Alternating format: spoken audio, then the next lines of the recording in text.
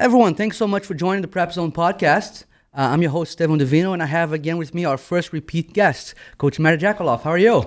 Good. How are you? I'm very glad to be here, and that's news to me, the first repeat guest. You are. Wear that as a badge of honor. It is. I mean, we're so excited to have you back. I think from the podcast we did, we get a lot of feedback always, but we did get some really interesting feedback, and that's we want to have you back to address some of those things. Looking forward to it.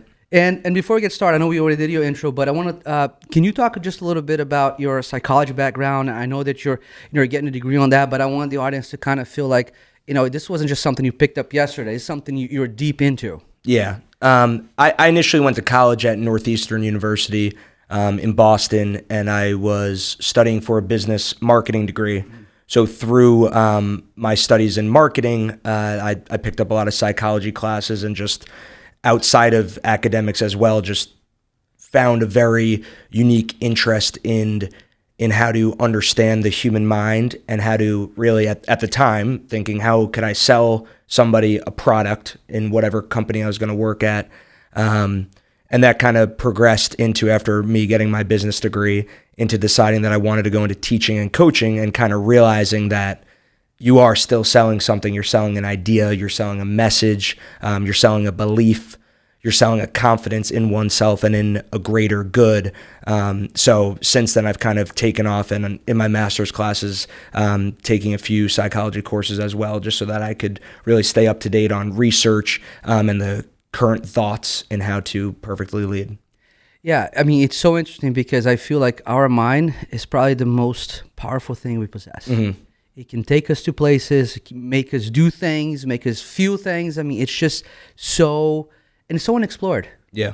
We just don't know so much about it. So again, thank you so much for being here. We're going to be a little different today. I know that when we did the quick hits with you, you said one of the things you're most proud of is what you do for a living. So we thank you for that. We really appreciate everything you do for the school, for the teams. Just so everyone, if you first time watch, Coach Matty is he's not an assistant in lacrosse, and you're co-head coach in football. Yeah, associate head coach for football. Yeah. So he does a couple teams, and what we're going to do here today is I'm going to read. I didn't edit the email. I just changed took names out. Mm-hmm. But we're going to read some emails and things that we took, and we're going to talk about it. Perfect. And hopefully get some mess out to our audience. So the first one here, I'll read the whole thing and then we'll comment on it. It says, Dear PrepZone, I enjoy your podcast very much. The one with football coach Matty Jacowleff, where you discussed a lot of psychology, which was great, by the way, left me with a question that maybe you can ask the coach to weigh in, or maybe if you have him on again, ask him. My kid plays regularly on the varsity squad, but the rides home after a loss have been challenging. As a parent, I always try to be positive, and maybe I'm biased, but I always look at the many plays my kid made instead of the ones they didn't. However, no matter what I say, we tend to get into heated discussions that take away from the game experience and at times damage our relationship. What should I say on the ride home? Should I stay positive? Should I say nothing? Isn't saying nothing kind of letting your kid know that you didn't think they play well? Would love to get some advice on this. Thanks, Parent A. I think that's a great question. That's actually something that I've thought a lot about, especially in today's society that's very much so results-driven, trying to create an atmosphere and relationship with our student athletes that is more focused on a process. And so that would be my advice, and something that we talk a lot about, win or loss, is how can we either replicate or change the process. So if it's my son or a player that I coach and have a great relationship with, there's honestly, contextually, if the player knows that he played bad or dropped a pass or missed a tackle or blew an assignment, I'm not helping him by trying to be like, oh, it's okay. Like, the reality is our players care a lot and they work really hard. To them, it's not okay. But what we can do is find corrections as a coaching staff. What we can do as parents or as peers is show our support and be there without necessarily offering a solution. Because not every relationship and every person needs to offer a solution to something that's going on. Just letting somebody know that you're there for them and understand that they're hurting because they sacrificed mornings in the summer or trips with their friends or the comfort of not really putting themselves out there, and just saying that you recognize that and you're sure and confident in their ability to work hard and make the correction and to receive feedback that's how you really create a winner and a champion, because contextually your son knows or your daughter knows that they're going to be upset no matter what. Yeah. Right? And it's like, and I think to some degree all parents experience that, right? You try to soften the blow. Yeah. Right? You're like, maybe you don't know what went on after the game or what was said, and you try to say, hey, it's okay, and this and that. So I guess, coming from the parents, like he says, say nothing, say something positive. What is like... I would find one specific thing about the player's performance that you enjoyed, right? I was never the star player, right? But I prided myself on being the player who's going to play as hard as I possibly could. So I was going to miss tackles, I was going to miss assignments, but if somebody was there to support me and say, hey, it was inspiring watching how hard you played or how you responded to your mistake, and I'm very confident that you're going to work as hard as you possibly can to make sure that does not happen to you or the team again, that's how you're there. That's interesting. Yeah, you're taking an approach of focusing on maybe more of the actions in the next actual play, right? You're just talking about, like you said, the process of everything. Well, think about it this way. If your son comes home and gets a 60% on a math test, realistically, what good does it do to say, oh, it's okay, like don't worry about it? Whereas in any business or corporation or any successful program, you're going to look at, okay, why'd I get a 60%? For me in school, if I got a 60, it's probably because I wasn't taking notes and I didn't sacrifice enough of my time to study for the test. Or maybe I didn't go and seek extra help and I didn't go and see my teacher before school. So if you really want to be supportive, right, I'm not going to say it's okay that you got a 60% on the math test. I would think about, hey, next time, why don't we do X, Y, Z to put yourself in a better position to succeed? And that shows your support because it's an actionable item. It's not just like you stink or you're the best thing in the world, like even though we both know that you personally feel like you didn't live up to an expectation. I love that what you said there about thinking about a test, something in school. Mm-hmm. Because as parents, and I think every kid, has experiences. You come home with a bad grade and you expect your parent to be upset. Yeah. Right? And you take that as, okay, yeah, I need to do better. But in sports, it seems like it doesn't work that way. So I loved how you did that. Really the one last thing I'll add to our children, our student athletes work so hard, and it's, for a lot of them, takes up a large percentage of what they think about every single day, their sports and the outcomes and the process and wanting to exceed and not wanting to let teammates down. I knew that when I played, I really appreciated the fact that my parents kind of were just there to support. And they didn't pry and didn't ask. And they knew when I was upset. They knew when we lost, it wasn't going to be a happy night. But they knew the next day that their job was to inspire me and be there for me to work harder for the team and for myself, and so that I could make sure that I was doing right by everyone who supported me. And I think that's, each person has a different role in one of our student athletes' life, and that's why they say it does truly take a village. Now, this is not a question here, but this is, as you're talking, something came to mind. If, and I've seen this, a kid has a bad game or doesn't play, and he immediately wants to quit. Mm-hmm. As a parent, you never want your kid to quit right away on the spot. But, how can you, what's the advice, thinking about that if you look at it as a coach, what would you say, let's say if a kid came to you and said, hey, I want to quit. How do you evaluate that and how do you address that? First thing that pops in my mind, there's a book called Grit by Angela Duckworth that since the book was written, grit has kind of become a very popular or cliche word, but the book is actually scientifically breaking down what grit is and why it's so important. And it talks about how important it is for a student to finish something that they start and how large of an indicator it is to future success in their life. Just learning how to go through specifically for our students who actually rise up and take leadership positions, but to go through something that's challenging, to find solutions, to stay with it, and to go through it for at least a full year.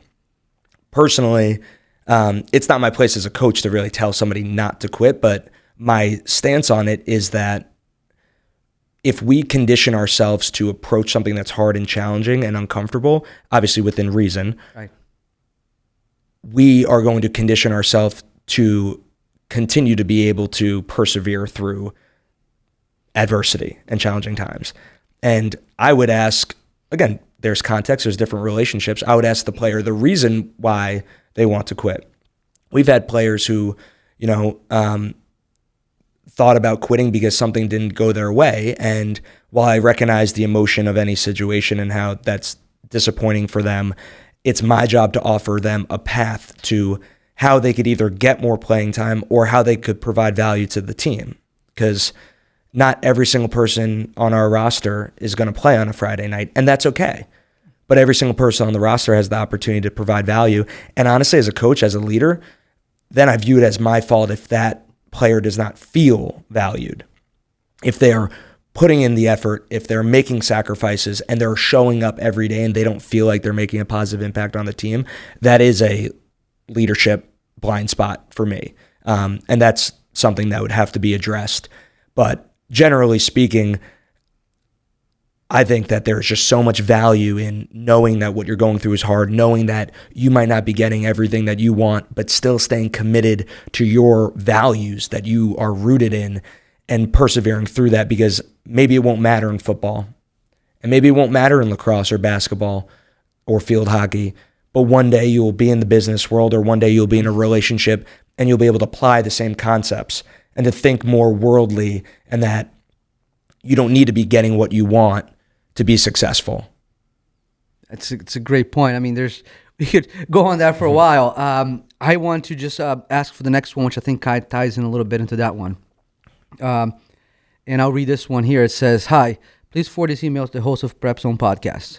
Can you please ask the football coach a question for me? He talked about being positive all the time as it attracts people. But what happens when I just can't be positive? Tons of bad stuff is happening in my life, and I just can't bring myself to be positive. And I just want to be sad. Isn't that better than keeping my emotions inside, and when they come out wrong and against someone that has nothing to do with it? Thank you, Student A."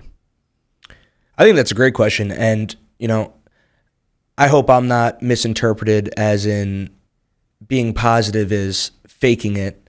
I thought about that, but I never thought that. I thought it was, because and I don't want to interrupt you, but I'll tell you something. One time I was over watching a basketball game, and a kid came and asked me, say, "Hey, how come you're," because I do my morning walks, like, "how come you're positive all the time?" And my answer to him was, listen, bad days doesn't mean a bad life, right? And I'm sorry, so please go ahead and continue. So, someone talking about being sad and how does that, retract people and how react about that? I think about perspective, right? I think about perspective, and I think about how you could have as much control as possible, which is something that we're naturally inclined to as human beings. First, perspective, meaning there are bad things that could happen to me, but I'm responsible for the way that I interact and respond to them, right? There are plenty of negative situations in any given day, and it doesn't mean I'm like, oh, doesn't matter. Oh, that's okay. It's more so, how am I going to let that impact my next action, right? So trying to have a positive interaction with every single person that you come across, which doesn't always happen, but to have that attempt doesn't mean that internally every single thing in your life is peachy and the best situation of all time. It's that you, in my opinion, should be intentional about trying to find ways that you could improve your situation, right? I think a great strategy, if you really do feel like everything is negative in your life or everything is going wrong, and it might be, and there are, when it rains it pours, like there are for sure aspects of our life that are really tough. Something that I've done is create a gratitude list where you write down 25 things that you're grateful for. And this actually has a really cool tie-in. I write down 25 things I'm grateful for, and not things that are, massive undertakings like, I love watching the Yankees play at night. It's more things that happen around me that I need to really open my eyes to. So the example that I have, and you might hear a lot of our kids talking about it, is the hawk. At Staples in the woods by the football field, this family, the reality is a family of hawks, probably hundreds of hawks live there, but I didn't know that. That's interesting. Yeah, and I always act like there's one specific hawk, the wrecker hawk. And whenever, no matter what's happening, whenever the hawk flies above the field or wherever we are, we're in Greenwich, we're at the state championship at Central Connecticut, we stop and we point at it and we say, the hawk, right? And that's a way where, for me, honestly, it came from when you're going through a tough time. And I'm like, I actually really do enjoy seeing like a hawk fly and its wings spread and you kind of like take a step back and you have perspective where, I have all these problems in my life, but that hawk, like it doesn't matter to the hawk and it's flying above and has a greater, view of life and all these other people who each think that the next thing that happens to them is the most important thing in the world, especially when you're in high school. But we'll be in practice and we'll be preparing for the state championship, and I will stop what I'm saying to point out the hawk. And it is kind of that, comedic break, but also the perspective of we're preparing for the biggest game of our life, and it's so important, and our lives are going to ride on it, and that hawk doesn't care. Right. And that's a Christmas present that I get a lot of our players is a paperweight gold replica of the hawk, because to me, it is a reminder to not take yourself too seriously and to think from that perspective of when you're 400 feet, 500 feet, 1,000 feet above and you're soaring through the air and you're passing person by person and field by field, and all has unique challenges and all are going through positive events in their life. And the only thing that really matters is the way that you dictate your response to whatever your situation is at that time.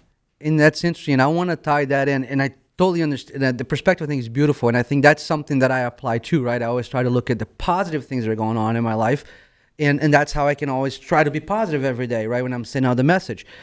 But I do feel that social media has played such a negative role, positive and negative, right? Because everyone's life on Facebook and Instagram is amazing, right? You scroll through that and you don't see a bad moment. And that can be at some point negative, some point positive. And here's where I think, we talk about the negative, but the positive, what I like to focus on, it's almost like, and I saw this in a movie a long time ago, it's like the guy was going through a tough time and his dad took the photo album at the time. Remember we always to print pictures, right? And put a photo album. And he said, look at the album, because there's only good times in there. So there's all the perspective that you need is in there, right? So, I mean, that's a good way to look at it, don't you think? I do. I think so. I actually have this conversation a lot with our players. Positive, I think that there's increased connectivity, which is really cool, that you're connected to so many family, friends, people who move away. I do think the negative is that our high school students, our middle school, anyone who has social media is comparing who they are 24/7 to somebody else's highlights, right? And the point that I always make with our players when, this comes up is, I'm like, open up your Instagram, like, what's your last photo? And it's whatever, them scoring a touchdown in football. I'm like, oh, why'd you choose that photo? Was it random? It's like, no, I thought I looked cool in it, right? And you realize that you're the only person who lives with yourself 24/7, including your family and your parents and your brothers and your sisters. You have to look yourself in the mirror. So you see all the blemishes and the mistakes and the thoughts that go through your mind that may not be productive. And then we live online, and you live in a society where now I'm viewing this person and that next person and how many things that they're accomplishing and all this, and it's one after the other after the next one and the other thing, that you kind of lose sight of what reality is, that every single one of us is dealing with negatives and is dealing with positives, and for every highlight there's a low light, and that's honestly something to be grateful for, because without that, then nothing ever truly would be positive if you didn't go through the valleys. There is no peak, and if you're constantly at the peak, then there is no beauty in the climb and the struggle. And the Greek philosopher, Sisyphus, or the Greek myth of Sisyphus, of rolling that boulder up the mountain and only to realize that every single time it was going to fall right back down. And you're going to have to start over and over again, no matter how far you get up and you think that you're done and you think that you've made it and you think that you've reached success, you're always going to come right back down the mountain. And to me, it's finding beauty in pushing that boulder every single day. Yeah. And as great as it is for people to like your Instagram and comment and tell you how cool you are, the reality is, we're all human beings and we're all dealing with things. So I think having that perspective is really important. Yeah, I loved, and I want to emphasize what you just said. First go back and look at your last picture because it was a highlight, right? Yeah. And that's the thing, and realize that people are only posting highlights there, but like you said, we're all going through the same thing. We're all experiencing it at different levels, but we're all going the same thing. And it's a great perspective. All right, so we'll go to the next one. So it says, okay, third one here. Hello, coach. No, it's a hello and good evening. I want to say that I really enjoyed the episode you had with football coach who knows psychology, Matt Jacowleff. If you ever do a follow-up with the same subject matter with him, can you ask him what is the best advice when dealing with a kid's dream?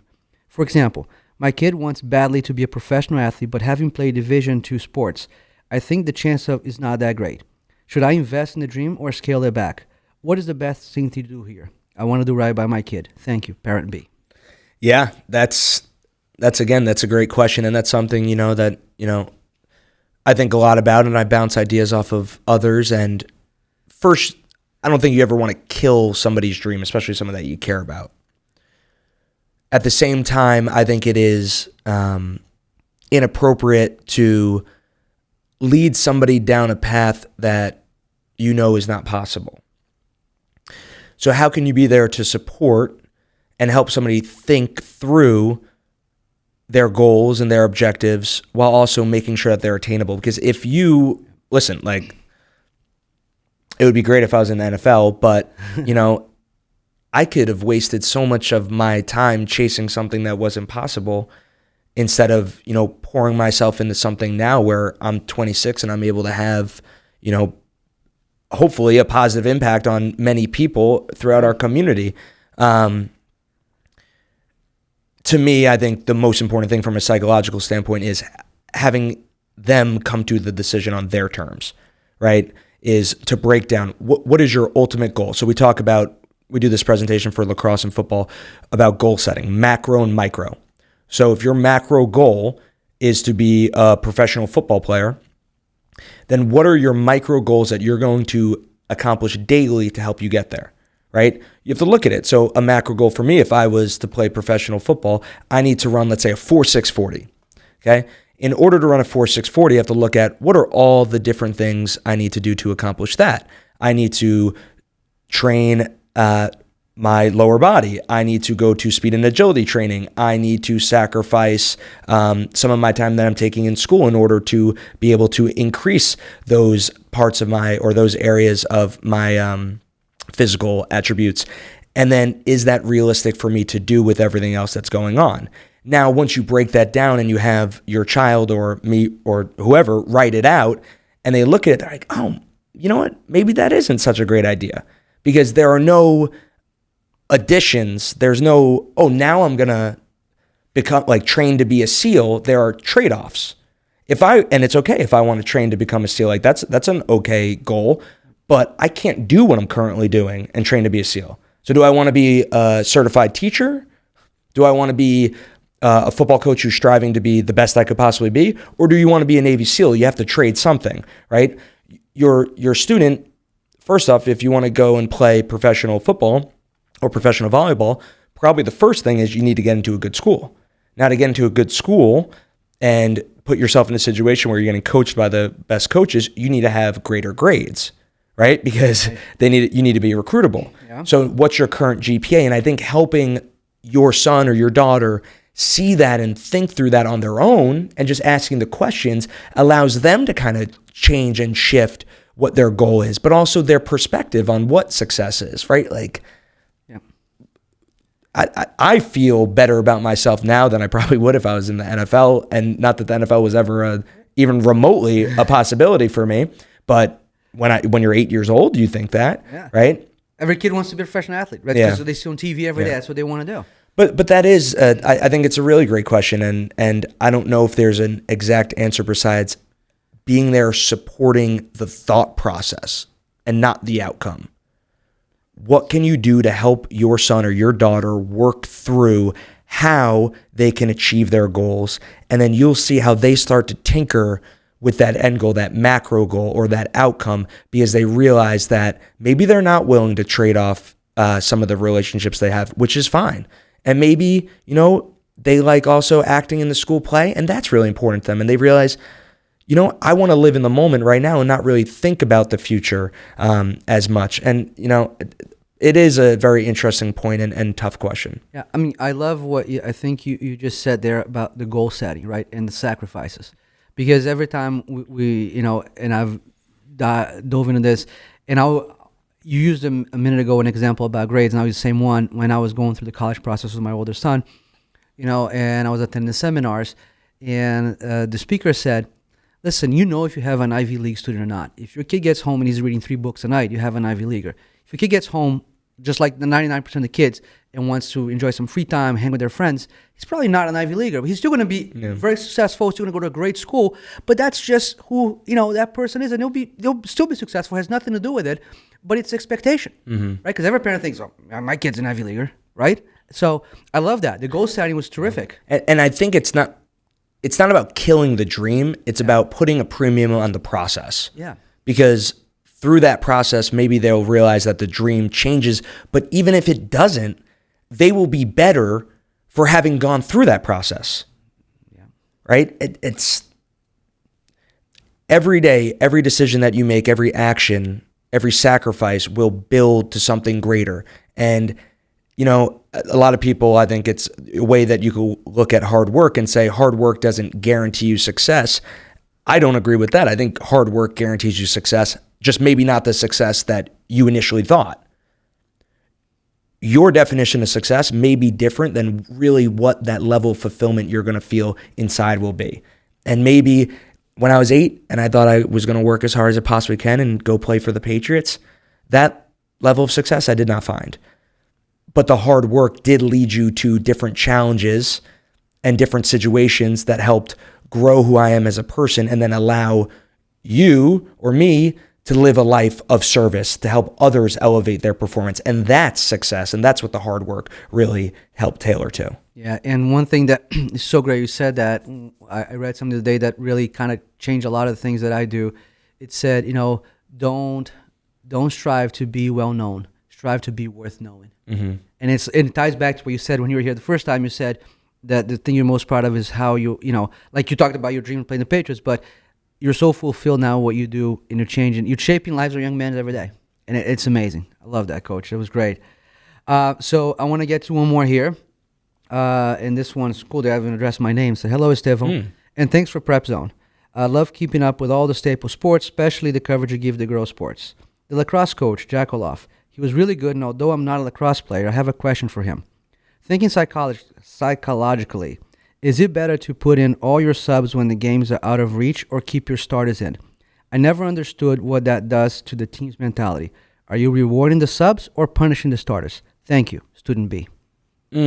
So when your team is leading, is it asking? I'm just reading exactly. Okay. I think that the student, it was probably more of like, it's someone probably, I don't want to speak to that person, but what do you think? Yeah. So my thought process on all of this is that we work really hard to develop a full program of our athletes, meaning that if you're starting on Friday night or Saturday or whatever the day of the game is, you're not the only person getting coached. Every single person on the roster is getting coached and being held to a standard. Nobody is below that standard. Now, it is the choice of the student athlete to reach that goal and that standard of what it means to be a Staples wrecker. Anyone who does that, I will fight for to get playing time. So it would not be punishing a starter. Number one, so I assume it's if we're down, right? Yeah, and I think that the question is more like thinking psychologically. I think that, and I don't want to speak for the person because the email, it was short, but he talked about, like, let's say if you're a starter and you're losing, you stay in. Does that build your character? Or are you kind of like rewarding the players that don't get a lot of playing time? Yeah, I would think about it as rewarding the players who don't get a lot of playing time. And honestly, what you'll see, and we're very fortunate, we haven't been in a lot of those situations. But when we're up, I had players coming to me and saying, hey, coach, can we try to get X in? Because, awesome. He might not be as talented, but he shows up every day and he works hard for the team and they want to see him get his shine. So it wouldn't be about, I've never thought about that, about punishing a player. And like what we've talked about, there's no player who's going into the game thinking, oh, I really want to mess this up for the team, right? Like, I know, we talk about that, yeah. Now, practice is really hard, and you might get held to a high standard in practice, or your effort in the game isn't good enough, and then you're going to come out because you might not be mentally prepared to play. But you drop a pass, not only are you staying in, but the next play is going to be designed for you because we got to keep you in it psychologically. But no, it's more so definitely about giving the players who might not have a million opportunities the chance to go out there and showcase their hard work and their talents on the stage. Yeah, that's awesome. And I think the email, it's kind of hard to read it, but I think it came from a good place as to where, like, and again, I keep going back to the point of, and I think we talked about this the first time you're here, parents and people in the stands, they don't see the work you guys put in every day. And I've been fortunate enough to be at some of your practices. And when you're in the practice, everyone is kind of equal there. And everyone is running through the reps and being talked about it. The fact that they're not stepping on the field on a Friday night doesn't mean they're not an integral part of your team. Mm-hmm. Not only that, I think that sometimes players who aren't playing on Friday night have the greatest impact on the team because, like we spoke earlier, it's really easy to do all the things right when you're the man, when you're getting the praise, when you're in the newspaper, because your actions have been rewarded. So how can I not continue doing it? Well, I keep winning player of the week, or my teammates select me as captain, or I'm breaking records. Well, how about I have a tremendous amount of respect for our athletes who might not be seeing those personal results, but they show up every day and they do what's right by the team and what's right by themselves and what's right by their peers and their coaches because of that sole reason that it is right. That to me, we have some players, honestly, the first person who comes to my mind, TJ Pierre, and I tell him this, I have so much respect for TJ Pierre. He was a cornerback for our football team. He was a senior this past year. He only played 2 years of football. Great athlete. And you know what? We had a lot of really good DBs. So unfortunately, TJ wasn't the guy who was starting on Friday night. But TJ would listen to our scout of the opponent and be a specific player on the other team and utilize all his techniques so that when he was on scout team against us, he gave the most realistic look as he possibly could. So then it's 3rd and 10. In the state championship, we're on our own 10-yard line, down by a point, and we need a play. And TJ Pierre was that West Haven cornerback all week, and Sammy's able to run the route exactly how we designed it and how we practiced it and how we repped it. And guess what? Honestly, quite frankly, TJ would have been around the ball making a play on it. But West Haven wasn't. Yep. And Sammy is the guy who gets the picture or the video of that moment, and Caleb threw the pass, and TJ wasn't on the field, but TJ should know that he is a massive reason why we won that game and why we are state champions and the number 1 team in the state. And that's amazing you said that, because I specifically remember that play. You guys were backed up, and that was a big pass from Caleb to Sam.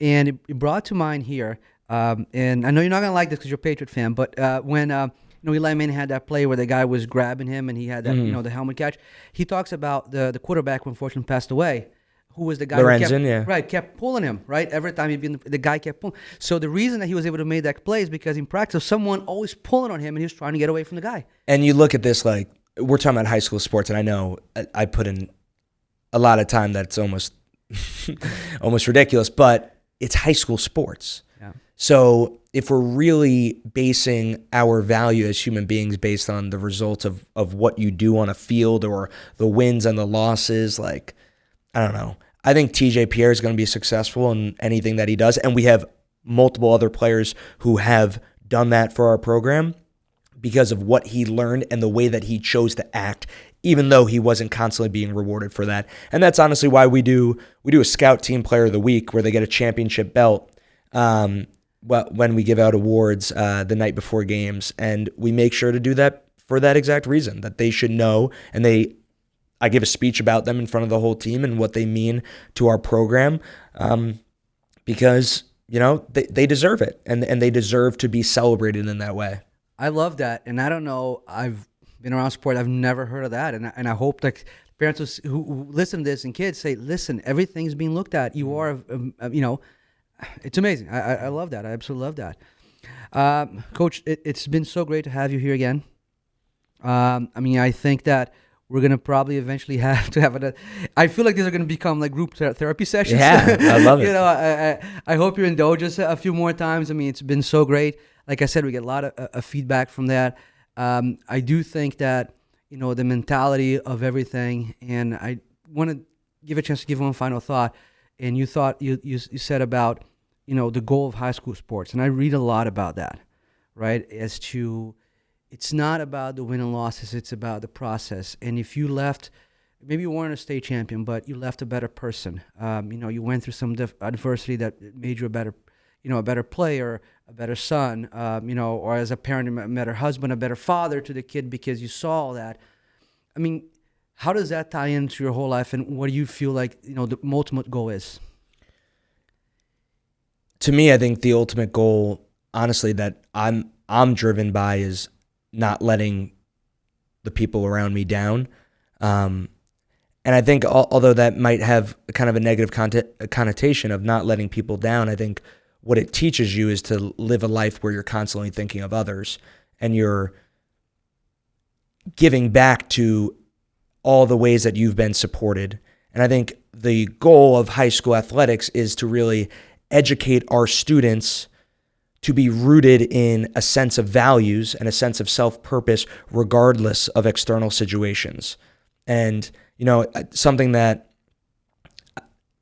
it was hard for me to verbalize this for a while, but, we win the state championship and obviously it's a dream come true. And the feeling itself was a little bit more anticlimactic than you would have thought. And I realized that on that last play on the 2-point conversion,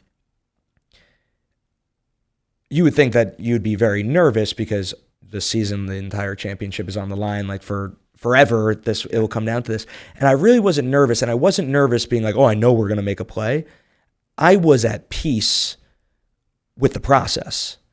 I was fulfilled in everything that I and our players and our program and our community did to get to that moment. And West Haven has unbelievable players. Armani Reed could have scored. I would have thought no different of our team. The quarterback could have scrambled, made a play, jump ball. I would have thought no different. And West Haven would have been state champions and we wouldn't have been. And we would have been ranked whatever. To me, that is the goal of high school sports. To know and feel fulfillment that you did everything in your power to honor the commitment of the greatness inside of you and to honor the sacrifices of everyone who has supported you and to just let the chips fall where they may. And it's not to say that I didn't care about the outcome. Obviously you do, but that's not what I've been happy about since the game. I've just been so proud of seeing growth in individuals and seeing what the football program or the lacrosse program or the basketball program or the field hockey program does in inspiring somebody to be the best version of themselves. Max Murillo made the play in the state championship on the goal line to win the whole thing, but he made that play well before then. And he will make that play time and time again, and it won't be the greatest moment of his life, and it won't be his greatest achievement because he knows what it takes to be successful at the highest level. So he'll continue to be successful at the highest level. And TJ Pierre wasn't the guy who made the tackle. But TJ Pierre will do that in his personal life, and he'll do that in his professional life and his academic life because TJ Pierre knows about sacrifice and being a part of something bigger than yourself. And I'm just so proud to be a part of that as well. And that's truly what I feel like is the goal of high school athletics. It's an amazing message to end on. I don't know if I could put it any better, but I think you captured everything when you said there. And I do hope that our audience, will continue to welcome the feedback. We'll continue to do this. But, just to think about the process and when you're out there cheering and, going back to the first one, all these emails we read here, about how to support a player, not only from a parent standpoint, but also from a peer standpoint, right? It's about always there. And I think, and there's been I go to we cover all the Rutgers games. And we're seeing a surge of people just really supporting all of our teams. We feel that. And I think that has to do with, when you talk about people realizing that win or lose, we're proud of being a wrecker. Yeah. It actually kind of makes me emotional thinking about this, but similarly, last year in football, we lost in the state quarterfinals 23-22 on a last-second field goal attempt, and I just remember that the captain's parents took the coaches out to dinner, some of our Gridiron board members, and just listening to one parent talk about how disappointed she was, not that we lost, but that it was over. Right.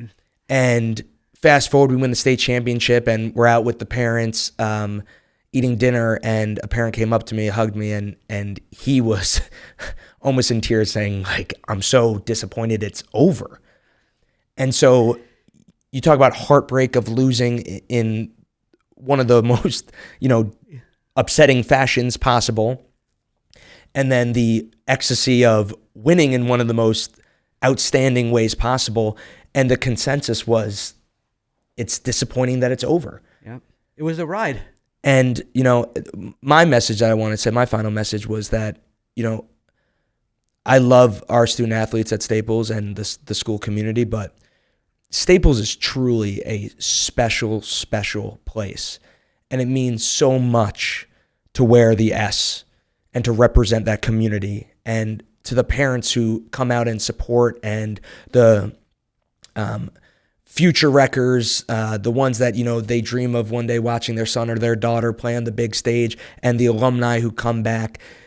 You have to understand that that's what fuels our teams and our programs. And everything is sweet when things are going well, and the sky is falling when things are going poorly, and that's all part of this. To coach and to play and to represent a place where it truly, truly matters, it's unique. And it's you take the good with the bad, and I will suffer the lowest of all lows for the highest of the highs of you feel of the fulfillment and the journey and the passion. So I just want to thank all the parents and community members who show up every day and support, and I hope they truly know that is a guiding influence. I and the team and the players don't want to let you all down, and it really is so incredibly meaningful. It is. And Coach, I want to thank you again for taking the time, for everything you guys do for not only the players, which I think are the biggest beneficiary, but as a community, as someone who covers you guys. It is just a pleasure to see you guys day in, day out put all the hard work. So thanks for being here again. Thank you for having me, and go Wreckers. Go Wreckers.